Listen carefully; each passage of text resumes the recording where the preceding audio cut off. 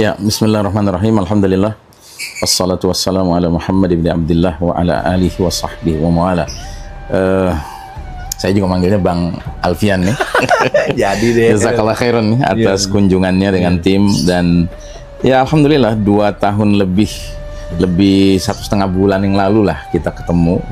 Jika saya tidak salah ingat 27 Desember 2022 waktu itu kita ketemu. Nah, sekarang ini kita ketemu tanggal berapa ini? 11 Februari 2025. Dan memang kalau waktu itu Bang Alfian mengungkapkan rasa syukur karena setelah 20 tahun intervensi pasukan Amerika plus NATO ya di bumi Khurasan, khususnya di Afghanistan, terus terusir tahun 2021 bulan Agustus ya kalau nggak salah.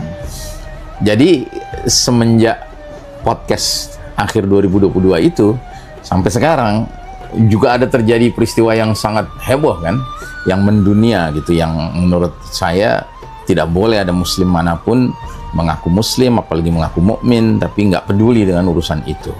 Apa itu? Yaitu peristiwa Ma'rakah Tufanul Aqsa, perang Tufanul Aqsa. Ini peristiwa dahsyat sekali. 7 Oktober ya? 7 Oktober 2023 ya, betul. Sampai kemarin 19 Januari 2025 yang berarti 470 hari. Ya. Diakhiri dengan gencatan senjata yang kalau orang itu objektif mempelajari klausul-klausul gencatan senjata itu, jelas terlihat di situ Israel posisinya kalah, sementara Palestina posisinya menang, begitu. Dan ini yang bicara bukan kita umat Islam saja, tapi pengamat-pengamat militer Barat pun yang bukan Muslim menyimpulkannya demikian, begitu. Bahkan setelah itu ditandatangani, lalu dalam realisasi pelaksanaannya, khususnya swap itu pertukaran sandera-sandera tahanan-tahanan Filistin yang dipenjara di penjara Zionis, itu kelihatan sekali betapa memang pihak mujahidin ini menjadikan itu sebagai sarana untuk semakin memperlihatkan kemenangan mereka, menimbulkan simpatik yang menimbulkan simpati dunia di satu sisi, menimbulkan kegeraman pada pihak Zionis di lain sisi ya, tapi juga semakin menunjukkan kepada dunia bahwa mereka ini nggak habis. Kalau nggak bisa dikatakan justru terjadi regenerasi yang luar biasa, begitu. Nah, jadi saya selama terjadinya Tufanul Aqsa itu menjadi semakin peduli lagi ketika ada satu hadis yang ternyata itu menggambarkan apa yang terjadi di Gaza. Ya, mari kita simak ya hadis ini. Jadi Nabi bersabda, awwalu hadzal amr nubuwah wa rahmah. Urusan agama ini itu diawali dengan nubuwah dan rahmah. Tsumma yakunu khilafah wa rahmah. Selanjutnya kekhalifahan dan rahmah. Tsumma mulkan wa rahmah. Selanjutnya kerajaan-kerajaan dan rahmah. Tsumma yatakadamuna 'alaiha yatakadumal hamir. Selanjutnya manusia memperebutkan kekuasaan kepemimpinan laksana gigitan keledai. Fa'alaikum bil jihad, dan jika zaman itu tiba diwajibkan atas kalian berjihad. Wa inna afdhala jihadikum ar-ribat, sedangkan jihad kalian yang paling afdol di masa itu adalah ribat, berjaga-jaga di perbatasan negeri, jangan sampai masuknya intervensinya musuh ke dalam negeri Islam. Wa inna afdhala ribatikum asqalan, sedangkan ribat kalian yang paling afdol di masa itu berlangsung di tempat bernama Asqalan, begitu. Nah, hadis ini memang sangat membutuhkan pemahaman kontekstual zaman sekarang maupun kontekstual zaman Nabi menyampaikannya. Kenapa? Karena terkait erat dengan ujung akhir hadis ini, yaitu berlangsungnya di Asqalan. Ya. Jadi begini, hadis ini menjadi relevansinya kuat sekali dengan pembahasan kita Desember 2022. Karena di Desember 2002 saya mengangkat tema tentang hadis periodisasi, bahwa kita melewati periode demi periode perjalanan umat Islam, dan kita sekarang berada di periode keempat, yaitu periode mulkan jabriyah, para penguasa yang memaksakan kehendak mereka, mengabaikan kehendak Allah dan Rasulnya, yang karenanya dunia menjadi kacau, penuh dengan fitnah. Nah, menariknya hadis ini, hadis periodisasi yang dulu kita bahas, dengan hadis yang sekarang ini saya nyebutnya hadis Asqalan lah gitu ya, itu nomor 1, 2, 3-nya tuh sama persis. Nabi mengatakan kalian akan mengalami zaman kenabian selama masa yang Allah kehendaki. Ketika Allah sudah berkehendak, berlalulah zaman itu. Nah ini di sini hadis ini dibilang urusan kalian diawali dengan kenabian dan rahmah. Terus dalam hadis periodisasi Nabi katakan, nah selanjutnya kalian mengalami era khilafah ala minhajin nubuwah. Selama masa yang Allah kehendaki, ketika Allah sudah berkehendak, berlalu babak kedua itu. Di sini juga disebut selanjutnya khilafah dan rahmah. Ya. Terus yang ketiga kata Nabi, muncul era mulkan na'adhan, raja-raja menggigit selama masa yang Allah kehendaki, dan ketika Allah berkehendak, era itu pun berlalu. Dan di sini disebut era ketiga adalah mulkan warahmah, kerajaan-kerajaan dan rahmah. Nah, tapi begitu Nabi menyebut di hadis periodisasi, periode keempat itu disebut dengan era mulkan jabriyah. Di sini Nabi tidak menyebutnya dengan nama nama leadership sistemnya. Tapi yang Nabi sebutkan justru kelakuan manusianya. Di era keempat setelah era raja-raja yang mendatangkan rahmat Allah itu, datanglah era di mana manusia memperebutkan kekuasaan, kepemimpinan ibarat gigitan keledai. Gitu. Nah, di sini kan jadi menarik. Berarti seolah kalau kita sandingkan dua hadis ini, era mulkan jabriyah itu adalah era yang disebabkan manusia pada masa itu memperebutkan kekuasaan kepemimpinan kayak gigitan keledai. Bisa diterangkan nggak, Sat? Gigitan keledai kenapa nggak gigitan gajah gitu, gigitan kuda? Karena gitu, ternyata kalau kita pelajari di dalam bahasa Inggris pun istilahnya begitu, the donkey's bite, ya kan, gigitan keledai. Itu ada istilahnya. Dan ternyata istilah donkey's bite itu adalah istilah untuk menggambarkan sesuatu yang tampil awalnya menarik, tiba-tiba muncul kerusakannya, muncul kepalsuannya, katakanlah begitu, ya kan? Nah, jadi saya melihat bahwa memang setelah era ketiga, ya, di mana Nabi sebutnya dengan raja-raja menggigit, itu adalah era yang betapapun adalah zaman masih khilafah. Cuman raja-rajanya menggigit. Tapi kalau yang barusan tadi digigit keledai itu bukan lagi nyindir ya? Kayaknya ada si unsur sindiran tuh. Begini, mulanya simpatik, lalu kemudian justru menurut hemat saya, Nabi itu memang menggunakan istilah seperti itu untuk menyadarkan kita bahwa kita harus belajar tentang apa itu tabiat keledai, kan gitu ya.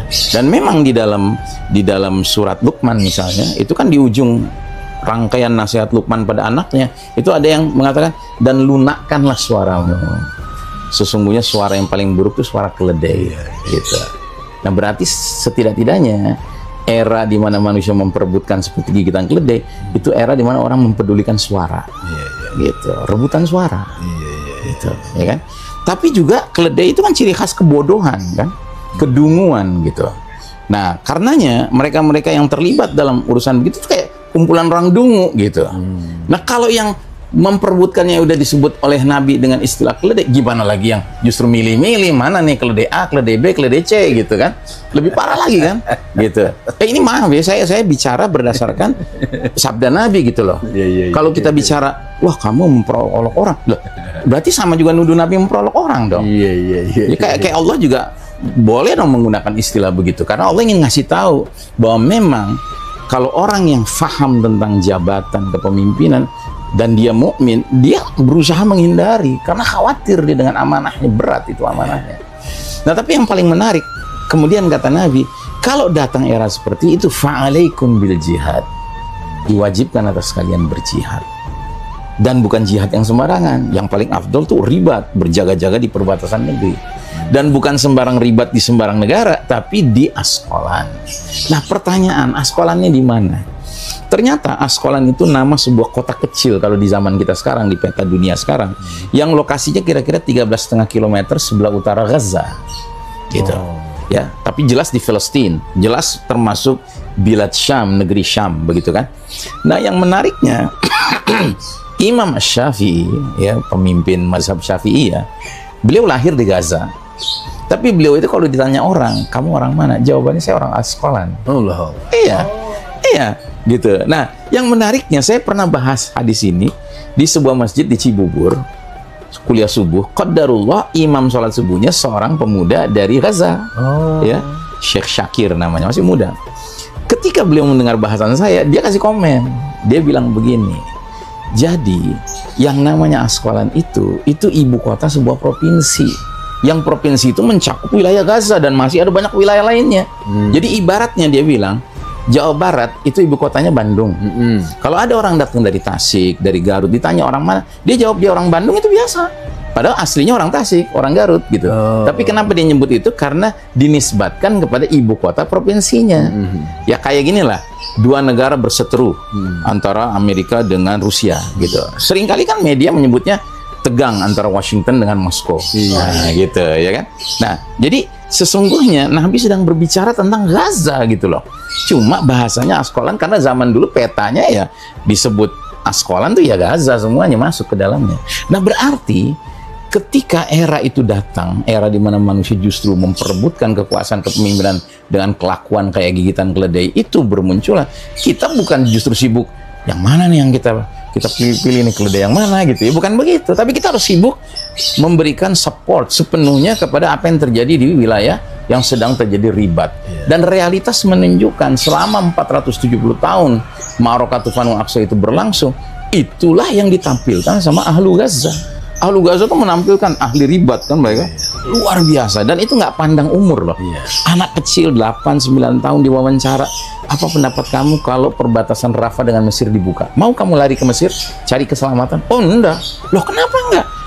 Ya karena ini negeri saya, negeri ayah ibu saya, negeri kakek nenek saya, dan di sini ada Masjidil Aqsa, ada Baitul Maqdis. Lebih baik saya mati syahid di sini. Masya Allah ya. Pemirsa, kita kelihatannya udah mulai diajak oleh Ustadz Ihsan Tanjung ini sebuah pemahaman yang kelihatannya Ustadz, saya mencoba menjedakan dengan pertanyaan begini. Itu kan Tufanul Aqsa itu tanggal 7 Oktober 2023 itu kan teroris, nyerbu. Nah itu kan jadi argumentasi yang disebarluaskan karena mungkin perlu diberitahu Ustadz kepada pemirsa, ada apa sebetulnya sehingga di tanggal itu terjadi serangan, apakah ada nubuahnya, apakah ada dalil qat'inya atau ada apa? Karena kelihatannya inilah yang membuat orang-orang semodel Abu Janda dan beberapa tokoh-tokoh pro mereka itu yang suka dengan enak sekali menuding-nuding. Bahkan beberapa tokoh-tokoh nasional di negeri kita pun mulutnya tega sekali, padahal dia tokoh Islam, dia bisa menyebut adalah teroris. Mungkin Tufanul Aqsa ini Ustaz perlu diberikan dulu duduk persoalan, baru kemudian kita bisa melanjutkan dengan beberapa situasi-situasi mutakhir maupun kejadian-kejadian yang bisa kita ajak seluruh masyarakat Indonesia memahami bahwa kita sudah sangat dibanggakan ya. Orang Palestina itu kan bangga banget lah sama Indonesia. Bahkan dia kalau ngibarin bendera sering dibikin dua. Kadang-kadang bendera merah putih di atas, mereka di bawah, atau kadang-kadang bawa dua gitu ya. Iya, jadi pada prinsipnya kenapa stigma teroris distempelkan kepada para pejuang mujahidin di Gaza? Karena itulah bahasanya penjajah. Gitu. Ya kayak kita dulu dijajah sama Belanda, sama Jepang. Itu semua yang melakukan perlawanan kepada Belanda dan Jepang disebutnya teroris, disebutnya ekstremis. Disebutnya apalagi tuh, ya macam-macam lah. Stigma-stigma negatif. Karena apa? Karena tidak sesuai dengan keinginan penjajah. Nah, dalam hal ini wilayah Palestina, wilayah Syam, khususnya bagian Palestina ini kan sedang dijajah sama Israel. Israel itu penjajah, dan sebagai penjajah tentunya dia menyebutkan para pejuang yang melawan, resistance ya kan, perlawanan kepada penjajah itu disebut dengan macam-macam stigma negatif. Nah, kalau kita yang pernah mengalami penjajahan lalu kemudian kita ikut-ikutan membahasakan bahwa Diponegoro adalah ekstremis, Imam Bonjol ekstremis, semua pejuang-pejuang pahlawan Indonesia disebut ekstremis, apa ya kita sebagai orang Indonesia rela menyebut para pejuang itu sebagai ekstremis? Ya tentunya itu seolah-olah kita menjadi ngambil bahasanya penjajah dong, gitu. Kita kan lagi dijajah, kita sebel sama penjajah. Nah, ini pun demikian. Memangnya karena itu di negeri orang lain, sebut sajalah negeri orang. Kalau saya nggak memandang Palestina negeri orang lain, itu negeri kami, negeri kita bersama, begitu ya. Kalau di negeri yang jauh dari negeri ini terjadi penjajahan, lalu kemudian kita menjadi berkhianat gitu loh dengan apa yang kita yakini sendiri, bahwa penjajah ya wajar menyebut pejuang perlawanan sebagai teroris. Terus kita ikut menggunakan bahasa mereka.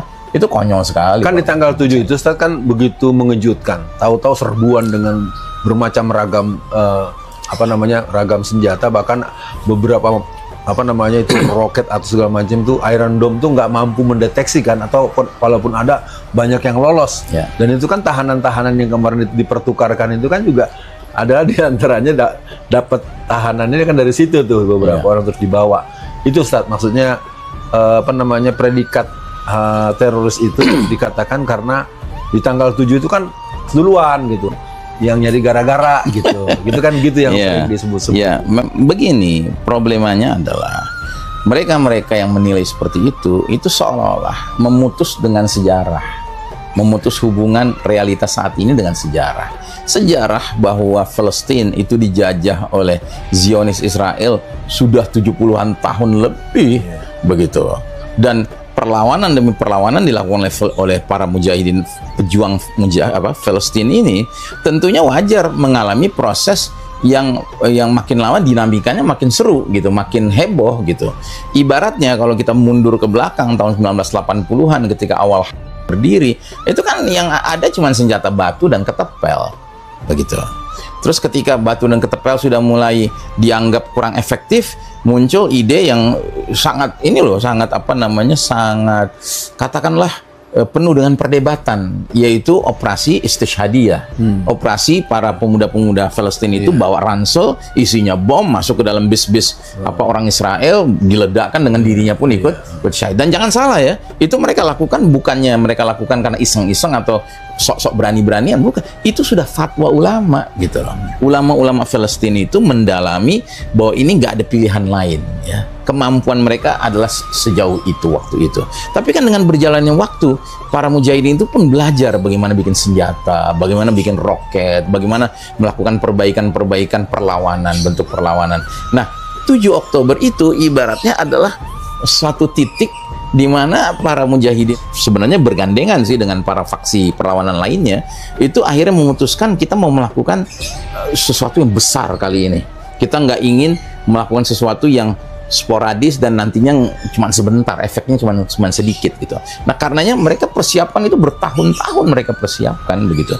Dan jangan salah, kita masih banyak yang ditipu oleh media-media pro-Israel yang menggambarkan bahwa serangan 7 Oktober itu kemudian melakukan penganiayaan terhadap anak kecil disembelih kepalanya, kaum wanita sipil Israel diperkosa. Itu nggak ada semua itu berita palsu. Memang itu kerjaan para buzzer-buzzer pro-Israel yang memang canggih ya. Nah, sesungguhnya dari 1.300 yang tewas ya pada hari pertama itu, orang Israel itu mayoritasnya tentara itu, dan mereka ada di basis-basis pertahanan di sepanjang perbatasan dengan Gaza. Itu ada 13 kalau nggak salah benteng yang diserbu, dan itu telak gitu kenanya gitu serangan itu.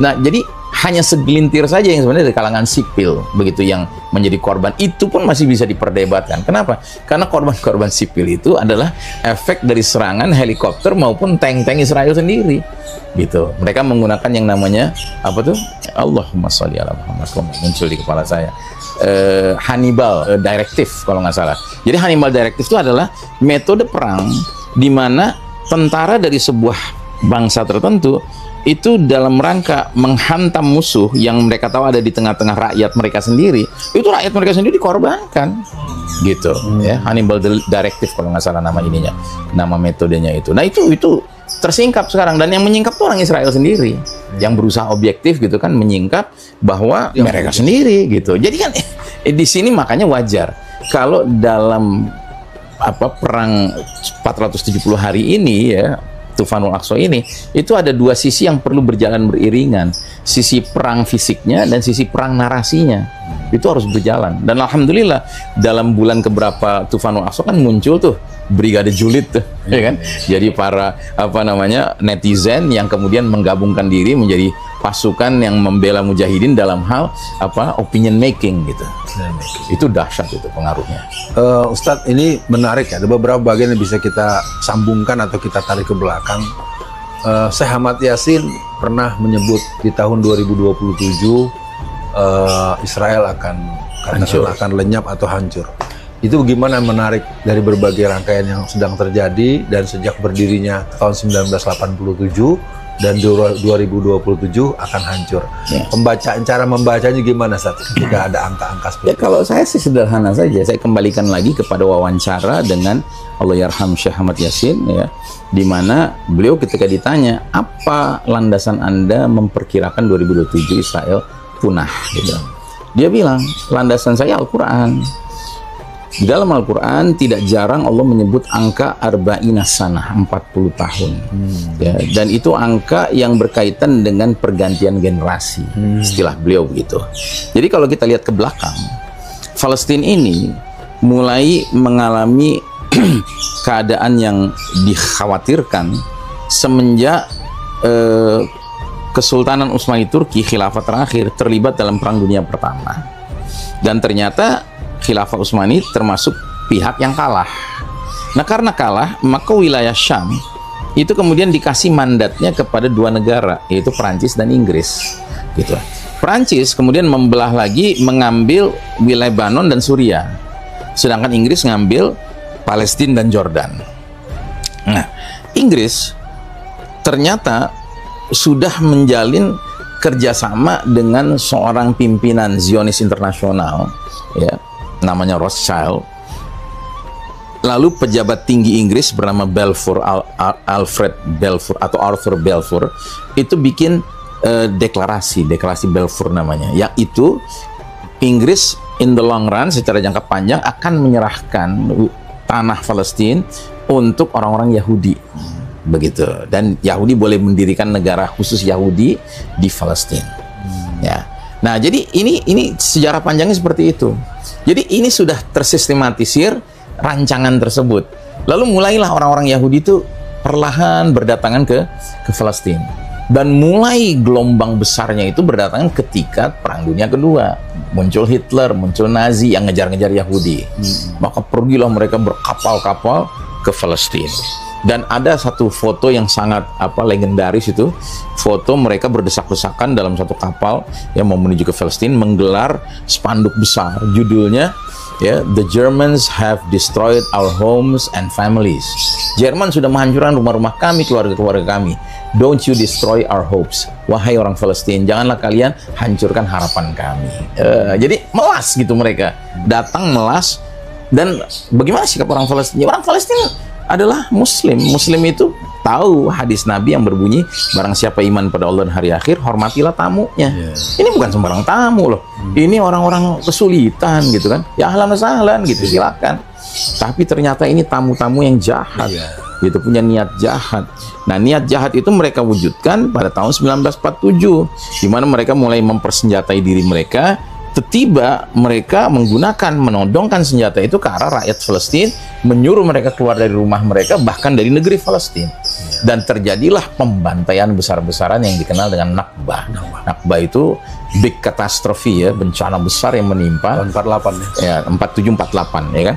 Nah, Syekh Ahmad Yasin bilang 40 tahun berikutnya muncul generasi baru, begitu ya kan. Tapi ketika muncul generasi baru ini, saya dalam strategi, saya kumpulkan anak-anak kecil 8, 9, 10 tahun di masjid-masjid, diceritain tentang isi kisah-kisah dari Al-Quran. Dan kisah yang dia angkat adalah kisah tentang perjuangan para nabi melawan para tauhid, ya, para penguasa-penguasa zalim, syirik, kafir, ya kan. Dan itu menanamkan semangat jihad. Ya, pada awalnya Syekh Ahmad Yasin kan ditertawakan sama sesama pejuang-pejuang Palestina lainnya. Katanya mau bikin gerakan perlawanan gitu kan. Mana anak-anak kecil yang kamu kumpulkan? Dia senyum-senyum aja. Dia bilang, lo lihat aja nanti gitu. Bener, 40 tahun berikutnya dia sangat yakin ini akan matang nih. Ya, kader-kader yang masih anak-anak ini akan matang.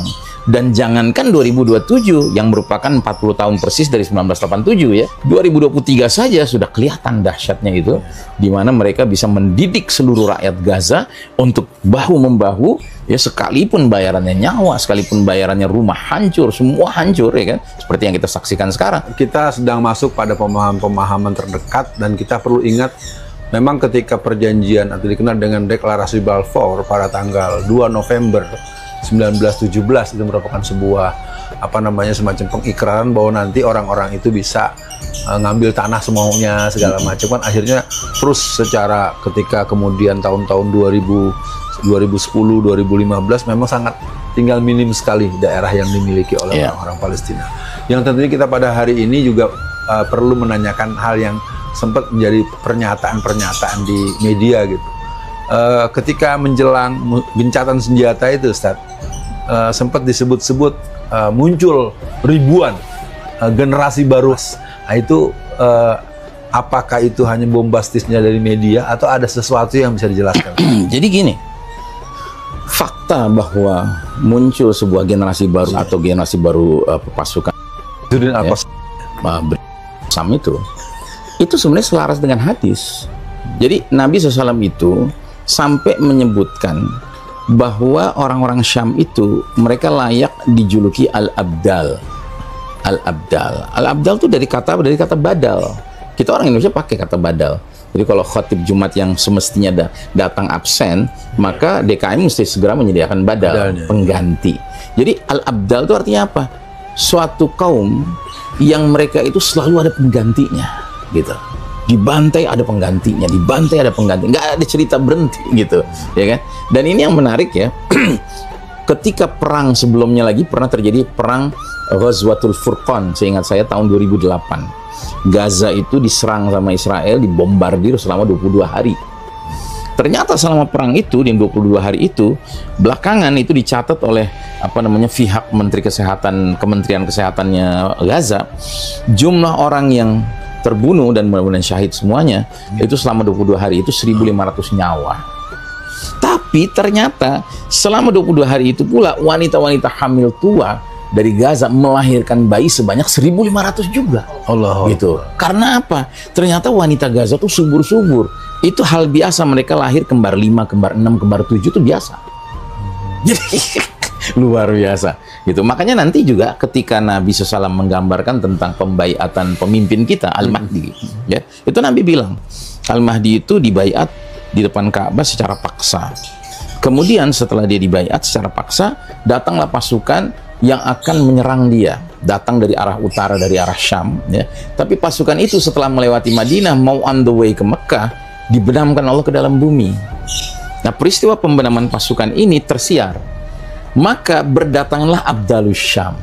Langsung berdatangan generasi Abdal dari Syam untuk membayat Al-Mahdi. Nah, saya meyakini generasi Abdalus Syam inilah yang datang dari tempat-tempat yang sudah biasa berjihad, dalam hal ini Palestina dan selanjutnya Suriah.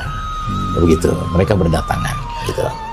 Ustadz Ihsan, kita mau dapat pengetahuan tentang istilah negeri Sam gitu ya. Bila di Sam itu kan seolah-olah kalau dalam zaman Rasulullah tuh berdagang ke kota Sam gitu kan. Nah, terus kemudian belakangan seolah ada penyempitan-penyempitan yang dialamatkan kepada negara-negara tertentu. Nah, mungkin dalam kesempatan ini pertanyaan yang difokuskan adalah bagaimana hubungan antara Palestina dengan Suriah? Ada apa dengan kedua titik ini dan bagaimana kemudian dengan berbagai dinamikanya terkait dengan perjuangannya, terkait dengan Izzuddin dan banyak hal.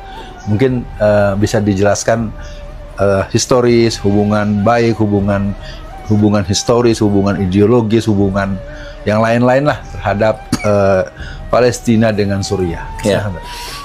Jadi begini, memang kita juga heran ya ketika pertama kali dengar kabar tumbangnya rezim keluarga dinasti Al-Assad di Suriah, terus tiba-tiba disambut sama rakyat Gaza dengan gegap gempita, sorak-sorai, mereka bikin kue, mereka selebrasi lah besar-besaran begitu kan.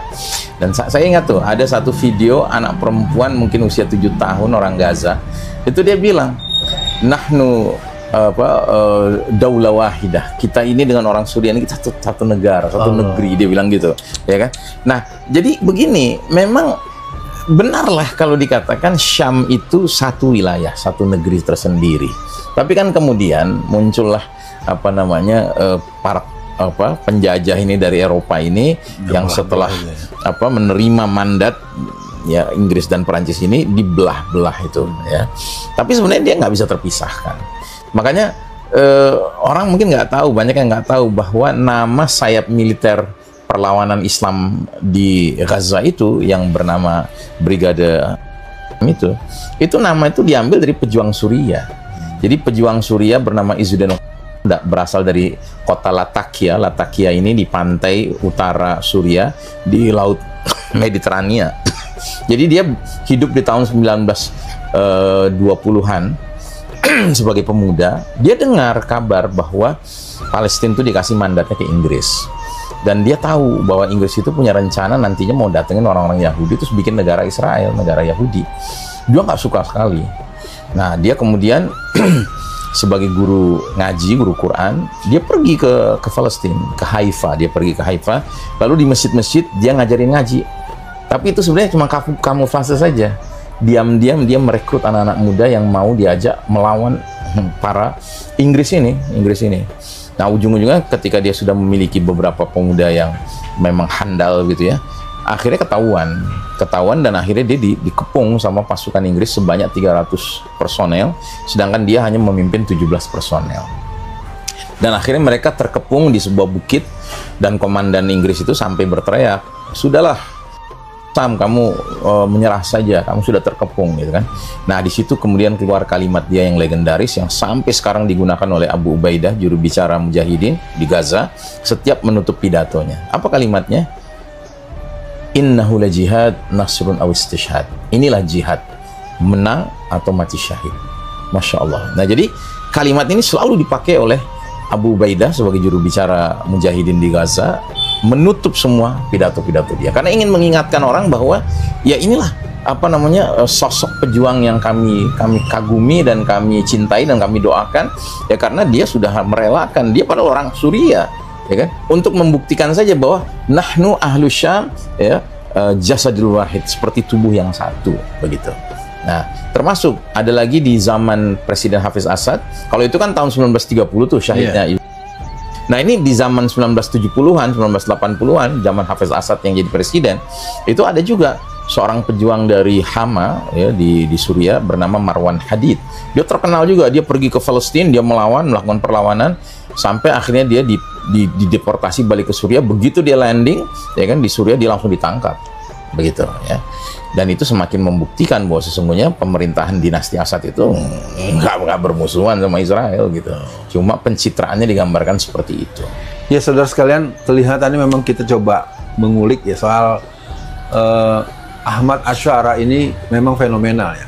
Ketika tanggal 8 Desember 2024 dia melakukan pendeklarasian terhadap sebuah istilah yang mungkin disebut Futuh Suriah. Apa hubungannya kepemimpinan sekarang ya, presiden transisi ini Pak Syekh Ahmad Asy'ari ini terhadap kisah-kisah yang tadi disebutkan terkait dengan regenerasi, terkait dengan kedatangan pasukan-pasukan dari bumi Syam. Gimana cara memposisikan peristiwa ini terhadap apa yang sedang kita bicarakan? Oke, sebelum saya jawab pertanyaan itu, perlu kita umat Islam menghayati bahwa semenjak 470 hari Ma'rakatul Tufanul Aqsa itu berlangsung, ada satu perkara yang secara skala dunia itu berubah. Apa yang berubah itu? Kalau kata Syekh Mubayyad, penulis kitab Ensiklopedia Akhir Zaman, dan jangan lupa beliau orang Gaza ya. Syekh Mubayyad itu ulama Gaza yang alhamdulillah sampai sekarang masih hidup. Dan beliau lewat official channel YouTube-nya itu beliau mengatakan beliau sampai 3 kali rumahnya dibom. Tapi alhamdulillah Allah masih lindungi beliau. Dan uniknya beliau itu ya mengatakan bahwa peristiwa yang terjadi Tufanul Aqsa dilanjutkan dengan tumbangnya rezim zalim keluarga Assad di Suriah dan mulai bermunculannya keislaman di Suriah, ya kan? Itu beliau mengistilahkannya sebagai ini semua adalah taghyir al-muadalat. Itu ini perubahan equation. Ya, ini terjemahan bahasa Indonesia, saya nggak tahu apa yang paling tepat. Mungkin timbangan ya. Jadi perubahan timbangan. Jadi dunia sedang menyaksikan sebuah perubahan timbangan. Kalau selama ini mata dunia itu, mata kagum itu ngelihat ke barat, mata hormat itu ngelihat ke barat, mata menganggap kemajuan, kehebatan, kemuliaan itu ngelihat ke barat. Sebaliknya, kalau ngelihat ke Islam dan apa-apa yang datang dari umat Islam itu ketertinggalan, keterbelakangan, ya kan, ekstremitas, teroris, ya, kemudian juga kebodohan, kejijian, segala yang negatif lah gitu ya. Nah, justru dengan terjadinya Tufanul Aqsa dan insya Allah dengan tumbangnya kezaliman di Suriah, dunia ini sedang menyaksikan sebuah perubahan. Ya, yang karenanya sekarang pelan tapi pasti masyarakat dunia semakin meyakini Barat ini ternyata nilai-nilainya hipokrisi, kemunafikan, kebohongan, kedustaan, kezoliman, begitu. Sebaliknya yang datang dari Islam ini justru kemuliaan, kejujuran, keberanian, kecerdikan, keuletan, gitu, resilience, kesabaran, itu muncul. Itu makanya tidak kurang presiden organisasi Islam di Eropa sampai mengeluarkan pernyataan. Selama ini warga Eropa memeluk Islam per hari itu 40 orang. Tapi alhamdulillah semenjak terjadinya peristiwa di Gaza, jumlah warga Eropa yang memeluk Islam per hari 800 orang. Allahu Akbar. 20 kali lipat. Begitu. Karena memang betul, orang Barat itu kan salah satu nilai positif yang kita nggak bisa pungkiri mereka miliki. Kalau mereka penasaran dengan sesuatu, secara individual mereka melakukan riset, gitu, cari tahu apa sih ini rahasianya, gitu kan. Nah ternyata setelah terjadinya genosida di Gaza, itu banyak orang Barat ketika mata mereka tertuju ke Gaza, mereka bilang, what's their secret? Apa sih rahasianya orang Gaza nih? Kok mereka resilient begitu ya, sabar, tegar, tabah, ya kan, luar biasa. Mereka rumah hancur, keluarga pada bermatian, lapar, haus, nggak punya obat-obatan, sekolah hancur, masjid hancur, gereja hancur, semua hancur. Tapi mereka ngomongnya hasbunallah wa ni'mal wakil. Itu bagi orang Barat tuh doesn't make sense, nggak masuk akal. Tapi uniknya mereka penasaran dan nyari tahu, gitu loh. Nggak kayak kita orang Indonesia. Kita orang Indonesia kalau penasaran dengan sesuatu, ya kalau tahu alhamdulillah, nggak tahu ya bodoh lah, gitu ya. Kalau mereka enggak, mereka riset. Dan riset mereka sampai kemana? Al-Quran, sampai ke Islam, sampai ke iman. Dan nggak sedikit di antara mereka mengalami proses dapat hidayah. Makanya saya sering mengatakan selama Ma'rakatul Fanul Aqsa lagi berlangsung, saya bilang, ini perang belum berakhir, tapi sebenarnya udah kelihatan siapa yang menang. Yang menang itu adalah Ahlu Gaza. Kenapa? Karena Allah mengatakan standar kemenangan itu diantaranya surat An-Nasr. Idza jaa an-nasru wal fath wa ra'aitan nasa yadkhuluna fi dinillahi afwaja. Kalau pertolongan dan kemenangan dari sisi Allah sudah datang, kamu menyaksikan manusia berbondong-bondong memeluk Islam, agama Allah, itu kemenangan, gitu loh. Ya. Apa bukan kemenangan namanya kalau tiba-tiba karena satu kejadian masyarakat dunia akhirnya melihat, oh ya Islam luar biasa ternyata ya. Itu kemenangan kalau saya bilang, gitu. Nah, makanya perubahan timbangan inilah yang harus kita syukuri, gitu. Nah, sekarang kembali ke permasalahan 8 Desember 2024 ketika akhirnya pihak oposisi berhasil dengan izin Allah menumbangkan rezim zolim yang sudah berkuasa 53 tahun, setengah abad lebih, ayah dan anak, begitu. Hafiz Assad dilanjutkan Bashar al-Assad. Yang menariknya, kan ini revolusinya mulainya tahun 2011, seiring dengan Arab Spring juga terjadi di mana-mana, di Mesir, di Tunisia, di Aljazair, ya. Nah, tapi Suriah ini ketika awal revolusi ini nih kata orang Sunda nih pebaliut, gitu, gak jelas, gitu. Makanya sampai kalangan yang istilahnya nyinyir sama apa yang terjadi di Suriah itu sering tuh menggunakan istilah, oh lo mau mensuriakan Indonesia ya, gitu ya. Kita sebel banget tuh denger istilah begitu tuh, ya kan. Nah jadi apa namanya, di Suriah ini banyak faksi oposisi bermunculan, dan faksi itu nggak semuanya mengibarkan bendera Islam. Ada yang benderanya demokrasi, nasionalis, ada yang benderanya Druze. Druze ini agama lokal setempat. Kalau ibaratnya di Jawa Barat tuh Wiwitan, ya kan. Kalau di Jawa tuh Kejawen, gitu, ya kan. Nah, terus ada kelompok Allahumma sholli ala Muhammad, Kurdi yang di backup sama Amerika, gitu. Dan kelompok Islam pun asal awal mulanya tuh terpencar-pencar, kelompok-kelompok kecil, gitu. Nah, muncullah kemudian dalam perjalanan perjuangan di Suriah itu satu kelompok yang ternyata langsung kelihatan agak beda nih kemampuan perangnya, ya, kemampuan melakukan penguasaan satu wilayahnya tuh beda. Nah, ini pimpinannya adalah Ahmad Syara itu, begitu. Dan sebelum kita bicara Jabhah Nusrah, kita bicara dulunya Ahmad Syara ini ketika dia besar di Saudi, ya, dia lahir di Saudi bahkan, dan orang tuanya itu kenapa ke Saudi, ya karena dia orang tuanya juga termasuk yang nggak tahan, gitu, tinggal di bawah naungan kepemimpinan Hafiz Assad, gitu, sehingga dia lari ke Saudi. Nah, ketika dia usia muda, gitu ya, kalau saya nggak salah umur 20 tahun, dia pergi ke Suriah, dia dengar ada serangan Amerika ke Irak. bangkit semangat dia bangkit, dia ikut berjuang dengan mujahidin di Irak lawan Amerika, gitu. Dan waktu itu mujahidin di Irak itu sudah mulai mengkonsolidasi diri, yang tadinya ada 9 faksi mujahidin menjadi satu majelis syuro gitu ya. Terus mereka bikin yang namanya ISI, ya, bukan ISIS ya, tapi ISI, Irak, ya. Nah, beliau bergabung di situ, pimpinannya Abu Umar. Nah, kemudian dalam beliau ikut jihad melawan Amerika itu ketangkap. Ditahan di penjaranya Abu Ghuraib. Abu Ghuraib itu penjaranya Amerika yang penuh dengan penistaan kepada para tahanan Muslim ya. Nah, 5 tahun dia di penjara itu. Begitu dia selesai masa tahanan, dia balik ke Suriah. Ternyata di Suriah pecah 2011 revolusi itu. Nah, dengan pengalaman jihad dia bikin satu pasukan namanya itu, ya kan. Nah, lagi dalam dia memimpin Jabhat Nusra yang makin hari makin terdeteksi sebagai sebuah kelompok yang cukup mumpuni ya dalam strategi perangnya, taktik perangnya gitu ya. Akhirnya dia dengar kabar bahwa ternyata itu sudah berganti kepemimpinan dari Abu Umar al-Baghdadi menjadi Abu Bakar al-Baghdadi. Oh, gitu. Dia nggak pernah dengar nih nama. Itu dia coba tanya ke senior mujahidinnya, siapa ini? Nggak ada yang tahu. Oh, beda orang tuh ya? Beda orang. Gitu. Kalau yang itu kan isi. Iya. Nah, kalau yang Abu Bakar kan terus meluas kan, karena mencakup Suriah gitu. Nah, anyway, dia ini terus dipanggil, dia nggak datang. Sekali nggak datang, 2 kali, akhirnya ketiga kali dia datang. Ternyata intinya minta dia meleburkan Jabhat Nusra. Dia nolak, dia nggak mau, gitu. Karena dia merasa dia nggak kenal gitu loh, ya kan.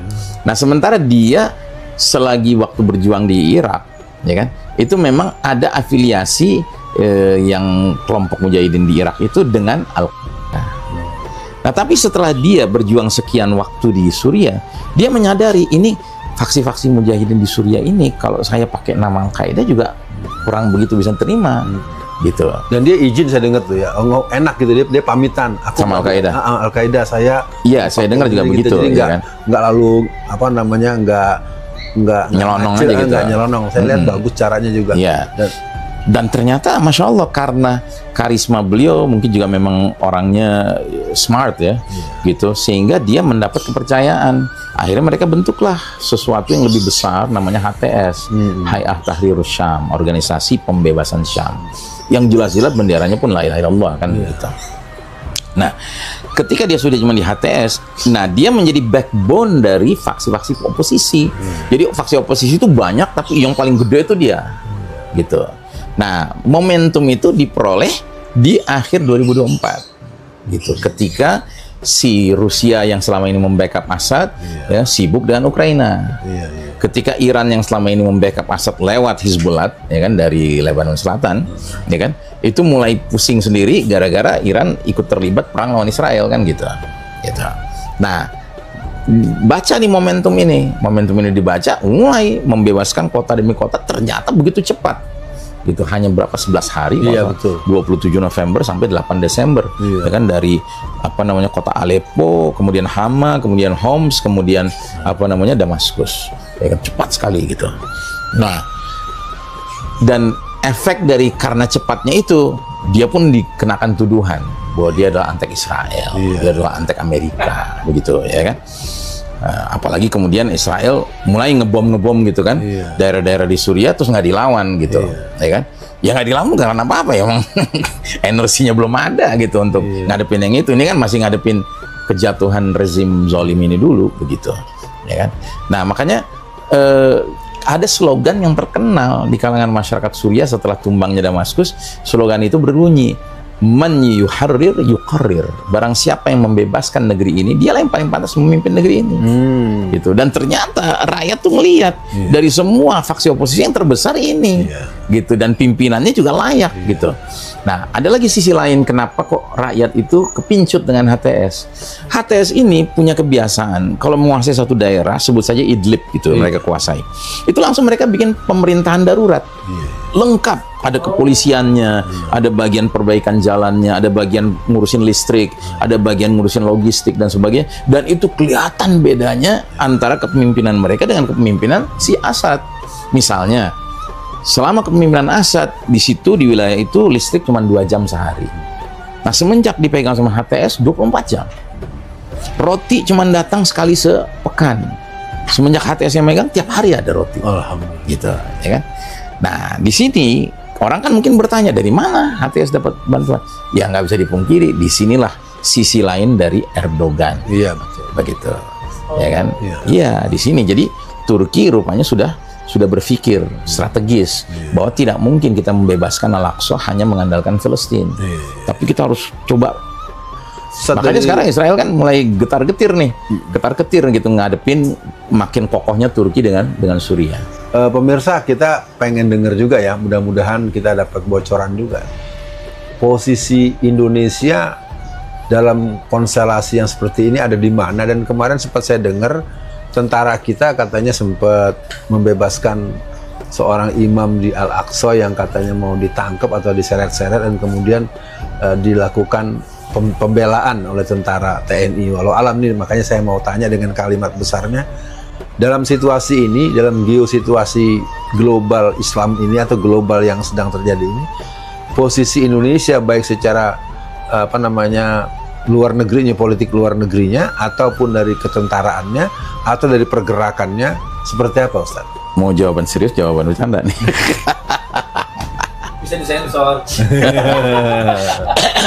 Ya, Ustaz mau aja deh. Saya sejujurnya tidak tahu, tidak paham. Allahu a'lam bishawab gitu ya. Jadi memang Indonesia ini kalau kita bicara yang sifatnya formal-formal itu sih keren bahasanya.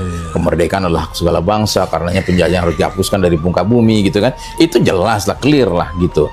Nah, cuma kalau kita sudah bicara policy, itu kan terkait dengan the politicians kan, dengan pelaku atau aktor politiknya begitu. Nah, sejauh ini sih kita lihat ya, seperti kemarin juga alhamdulillah banyak orang yang bertepuk tangan sorak-sorai ketika Wamen Menteri Luar Negeri itu bicara di KTT, ya kan, pimpinan-pimpinan negara-negara Muslim itu, dan banyak orang Arab dan pakai bahasa Arab fasih, ya itu kan juga Masya Allah gitu ya. Nah, cuma kan semua ini kan tentunya harus ada pembuktian lebih lanjut. Gitu. Nah, kita nggak tahu ini bagaimana. Kalau sekedar penampakan simbolik ya, kan Bang Onim balik, Muhammad Gaza balik, tapi Muhammad Hussein. Gaza ya, Muhammad Hussein Gaza. Terus kalau bendera Indonesia sering dikibar-kibarkan oleh orang-orang Palestina itu, sejarahnya gimana tuh? Kayaknya Akhi Hussein Gaza yang lebih tahu tuh. Saya juga nggak paham. Nggak, saya kalau lagi nonton hati adem juga ya. Memang bener-bener bukan dibuat-buat gitu. Kayaknya memang mereka juga punya stok ya. Mungkin kalau saya boleh menduga ya. Kenapa kok sepertinya Indonesia itu di hati rakyat Palestina itu begitu dalam ya? Itu saya kira nggak terlepas dari rakyat Indonesia memang cukup gencar dalam mengirimkan bantuan-bantuan gitu, gitu dalam mengungkapkan kepedulian begitu ya. Dan apa namanya ya, kita ini kan ya dikenal gitu sebagai bangsa yang berutang budi sama mereka. Gitu kan, kalau kita lihat sejarah dulu kan termasuk yang awal-awal memberikan pernyataan mendukung kemerdekaan Indonesia kan Palestina dari Imam Masjidil Aqsa kan, siapa, Syekh Al-Husaini ya. Bulan Juli 1944, 1 tahun kurang lebih menjelang kita merdeka. Saat saya mau sambung ke ini nih, ngomongan si Trump nih, yang kelihatannya dia ngomongnya manis tapi sadis gitu ya. Dia ingin mengeluarkan anak Anda balik ke tempat Anda, hancur, nggak ada yang mau di ini kan, mendingan Anda pindah saja ke negara-negara ya, Mesir atau apa, Yordan segala macam. Dan kelihatan nanti dia mau dibangun, sebenarnya dia kan wallazina kafaru ba'duhum awliya'u ba'd. Jadi kan tetap akan berkolaborasi dengan Israel kan. Dengan catatan bahwa Gaza ini dikosongkan, berarti itu tandanya, ayo nih gue pegang nih. Nah, kira-kira nih ini beneran gertakan atau ngomong gede atau gimana cara membacanya si Trump ini? Iya. Kalau saya suka meminjam ungkapan dari ada seorang YouTuber yang bikin channel namanya Middle Nation ya. Middle Nation itu umatan wasato ya. Jadi beliau ini Syahid Bolsen namanya. Beliau selalu bahasa Inggris bahasannya. Beliau tuh bilang gini, sebenarnya ucapan Trump ini menjadi sesuatu yang diperhatikan orang karena dia presiden Amerika. Tapi kalau kita pelajari Amerika, Ya, Amerika tuh sekarang udah bukan apa-apa, dia bilang gitu. Amerika sudah bukan apa-apa, dia bilang gitu. Kita aja yang salah gitu, masih nganggap Amerika tuh polisi dunia, dia yang paling berpengaruh, dia yang paling apa istilah invincible, nggak terkalahkan segala macam. Enggak, Amerika tuh sudah bukan apa-apa sekarang. Gitu, dengan munculnya BRICS, ya dengan munculnya kekuatan Rusia, kekuatan Cina, dia bilang gitu. Jadi Amerika tuh sebenarnya udah ya outgoing inilah nation gitu, bangsa yang sudah mau lewat gitu ya. Dia sudah bukan the sole superpower lagi, bukan begitu. Nah, jadi adalah satu kekeliruan kalau kita harus menanggapi secara serius ucapannya Donald Trump itu. Kenapa? Karena nggak mungkin bisa dijalankan. Ya sekarang coba lihat, sampai pejabat tinggi Inggris aja nggak setuju. Gitu. Banyak pejabat-pejabat negara-negara barat tuh nggak setuju, dan bahkan mereka bilang this is ethnic cleansing, ini ethnic cleansing, pembersihan etnis ini, tindakan memaksa rakyat Gaza harus meninggalkan Gaza menuju Mesir, menuju Jordan, ini ethnic cleansing. Bahkan dia sudah membangkitkan kemarahan Jordan, sampai Jordan bilang kami siap perang lawan Israel. Bayangkan, ya kan, sesuatu yang selama ini Jordan dianggap sebagai sekutu kan, begitu, yang bisa dikendalikan. Tapi jadi begitu, karena pada dasarnya memang ucapan ini ucapan, kalau istilahnya Syahid Bolsen tadi, ya kan, ini ucapan seorang pedagang, pengusaha, gitu. Dia itu ujung akhirnya mikirin, ya, berapa tuh 500 triliun jumlah gas di Gaza itu, yang itu bisa menguntungkan sekali. Jadi ujungnya yang lagi dia pikirkan adalah bagaimana nanti dia bikin Trump Tower di Gaza, dan di pantainya dia bikin Hotel Trump, gitu. Intinya sebegitu, gitu. Tapi bukan juga, bahkan bukan untuk kepentingan Amerika, gitu. Iya.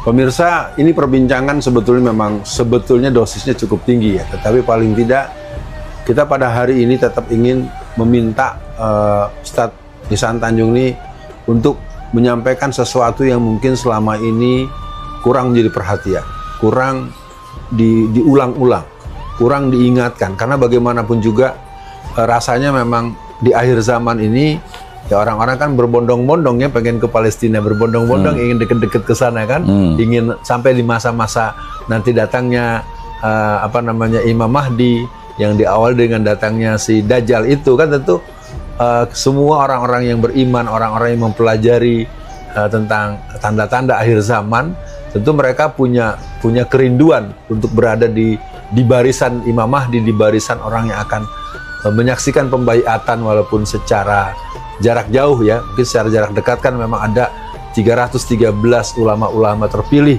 yang akan membaiat beliau, konon begitu yang sempat saya dengar. Jadi artinya dalam perbincangan ini yang berhubungan dengan Gaza, yang berhubungan dengan ya berbagai konstelasi global yang ada, apa Ustadz yang menurut Ustadz jarang diperdengarkan kepada masyarakat luas sehingga kita menganggap ini hal biasa? Karena kan untuk beberapa kelompok yang cukup dominan kan masih sering muncul, ngapain ngurus-ngurusin yang jauh, yang dekat aja juga banyak yang susah kan begitu. Tuh kalimat-kalimat itu kan bisa dipahami ya, siapa yang suka bicara begitu, dan dia secara klaim kan termasuk yang sering mengaku pengikutnya paling banyak di Indonesia kan. Orang-orang itu suka mengatakan begini dan begitu, yang agak meremehkan perjuangan di Palestina. Tapi kalau buat saya sih, kalau ada orang menganggap Palestina dengan segala persoalan perjuangan di sana diabaikan, apalagi dihinakan, dia punya masalah dengan iman di hatinya, kalau menurut saya gitu kan. Nah gimana Ustadz? Mungkin ada sisi-sisi yang antum amati, antum simak, tokoh-tokoh ataupun berita-berita tidak mengedepankan hal-hal yang sebenarnya sangat perlu diperhatikan, sangat perlu didoakan, sangat perlu dibantu, sangat perlu, dan seterusnya. Gimana Ustaz? Ya, jadi gini, 8 Desember 2024 tumbang rezim zolim syirik ya, keluarga Asad, dinasti 53 tahun ayah ke anak, yang menyebabkan rakyat Suriah itu teraniaya sekian lama ya. Itu 8 Desember. 9 Desember, sehari sesudahnya, pertama kali Sheikh Mubayyad menampilkan video. Jadi selama perang Ma'rakatul Tufanul Aqsa itu Sheikh Mubayyad itu nggak bisa, dia nggak bisa menampilkan video. Kenapa? Karena ada keterbatasan internet segala macam gitu ya, yang menyebabkan dia cuma bisa komunikasi dengan tulisan aja gitu. Jadi letter gitu, surat aja gitu ya kan, dengan para pembacanya, para murid-muridnya begitu di berbagai penjuru dunia. Tapi 9 Desember langsung dia bikin video, dan sejak saat itu video dia bermunculan. Jadi menarik sekali. Dia bilang begini, kita ini umat Islam sedunia itu wajib bersyukur dan bergembira dengan tumbangnya rezim zalim ini di Suriah, ya. Dan kegembiraan itu kenapa harus muncul dalam diri kita? Karena bisa Anda bayangkan, masa sih kita nggak gembira ngelihat orang yang sudah mengungsi puluhan tahun boleh pulang ke negerinya lagi, boleh pulang ke rumahnya lagi. Masa sih kita nggak gembira ngelihat orang yang sudah berpisah puluhan tahun, belasan tahun dengan keluarganya sekarang ngumpul lagi. Orang yang sudah terpenjara sekian lama di dalam penjara-penjara zalim yang luar biasa dari Assad itu sekarang bisa bebas, bisa keluar. Ya, masa kita nggak gembira, dia bilang gitu.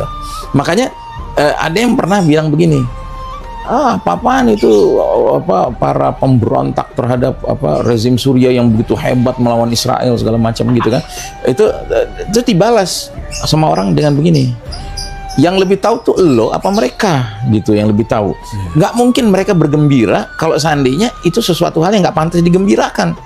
Jangan kan orang Suriah, orang Gaza yang lagi kesulitan, begitu mendengar terjadinya tumbangnya rezim di Suriah, mereka bergembira ria. Mereka bikin halawiyat, ya kan, bikin manis-manisan, bagi-bagi, ya kan, ungkapan kegembiraan. Padahal lagi sulit mereka. Mereka belum kelar urusannya, masih di genosida gitu kan. Tapi bisa sempet-sempetnya mereka mengungkapkan rasa gembira mereka. Tandanya apa? Tandanya kita yang di negeri lain, muslimin, lebih-lebih patut lagi bergembira, mendoakan. Nah, terus dijelaskan poin kedua sama Syekh Mubayyad. Selain kita bergembira, kita bersyukur, peristiwa ini akan menjadi tamhid, pengantar menuju peristiwa-peristiwa akhir zaman berikutnya yang semuanya itu kebaikan untuk kita, dia bilang gitu. Apa diantaranya? Diantaranya Nabi pernah berdoa, Allahumma barik lana fi syamina, ya Allah berkahilah kami dalam negeri Syam kami. Jadi Syam ini bukan negeri sembarang negeri gitu loh. Ini wilayah bukan kayak wilayah di jengkal bumi Allah yang lainnya. Ini didoakan khusus sama Nabi agar diberkahi. Terus yang kedua, Nabi pernah bersabda, sesungguhnya, ketahuilah, sesungguhnya iman di era fitnah akhir zaman itu keberadaannya di Syam.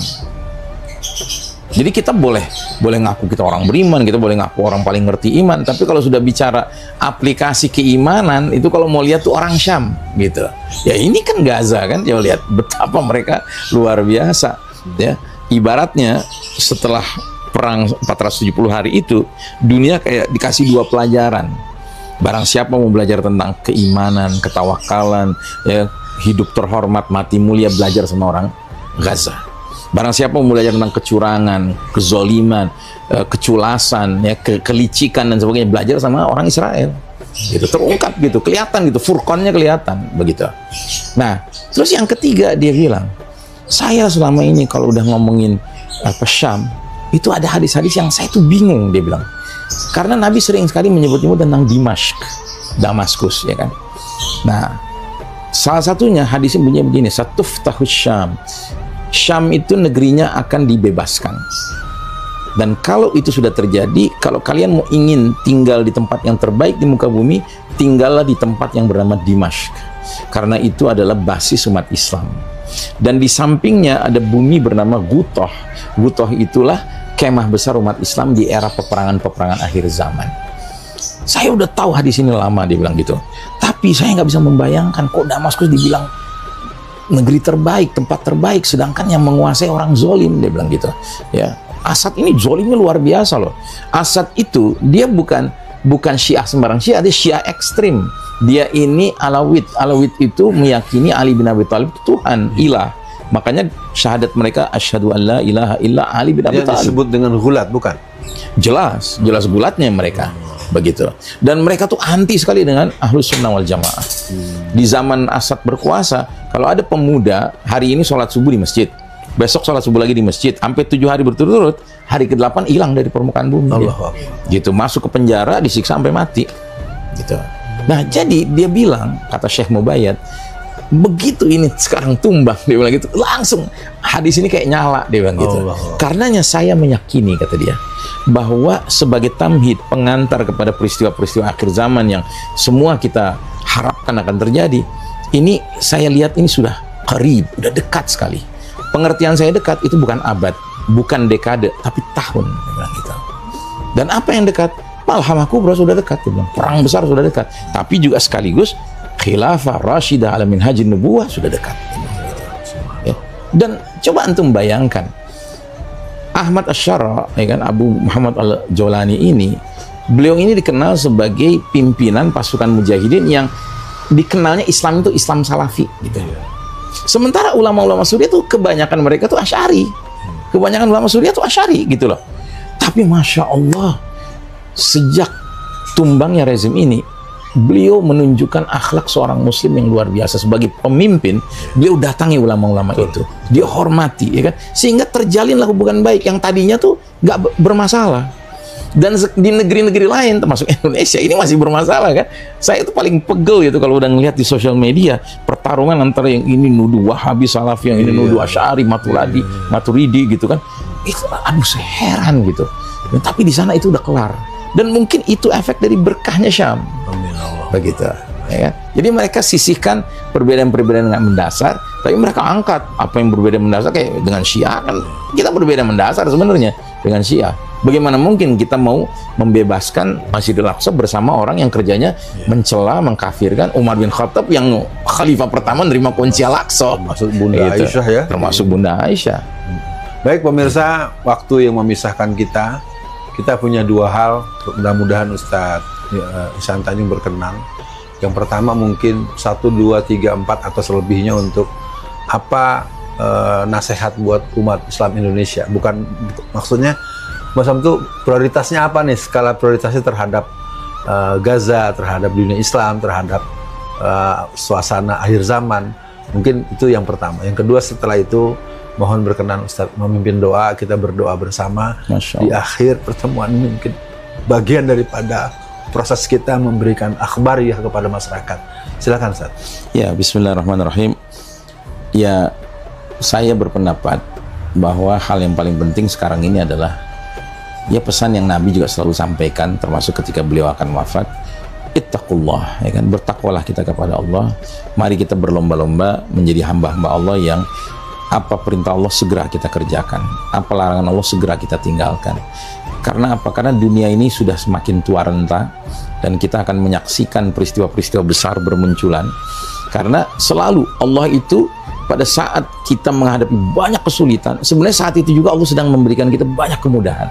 Gitu. Kayak kita melihat Gaza tuh ancur-ancuran, tapi pada sisi lain justru efek daripada itu timbul banyak kebaikan-kebaikan di muka bumi ini. Perubahan timbangan dunia, ya kan, kesadaran masyarakat dunia bahwa memanglah kaum Yahudi ini adalah al-maghdubi alaihim, kaum yang dimurkai Allah Subhanahu wa taala, dan hanya kaum muslimin, mukminin, mujahidin fisabilillah itulah yang bisa diandalkan.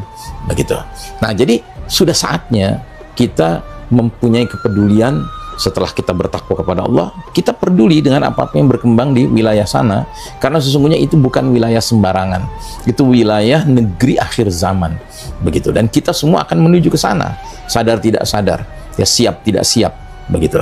Karenanya, kalau saya boleh menganjurkan, jika punya kesempatan untuk sekarang berkunjung ke Suriah, berkunjunglah ke Suriah, ya, karena Suriah ini adalah negeri yang panjang sejarah Islamnya di situ, ya, dan ada tempat-tempat yang bukan saja terkait historical, ya kan, ke masa lalu, tapi bahkan terkait futuristik, kayak Masjid Umawi. Masjid Umawi itu bukan saja masjid yang bersejarah, tapi itu masjid tempat turunnya Isa alaihissalam nanti di Manaratul Baida, di Menara Putih, ya kan. Makanya kenapa para mujahidin itu bangga sekali datang ke Masjid Umawi sambil mengatakan dari sinilah awal mula revolusi terjadi dengan takbir, ya kan. Dan dari sini pula kita akan membebaskan Masjidil Aqsa.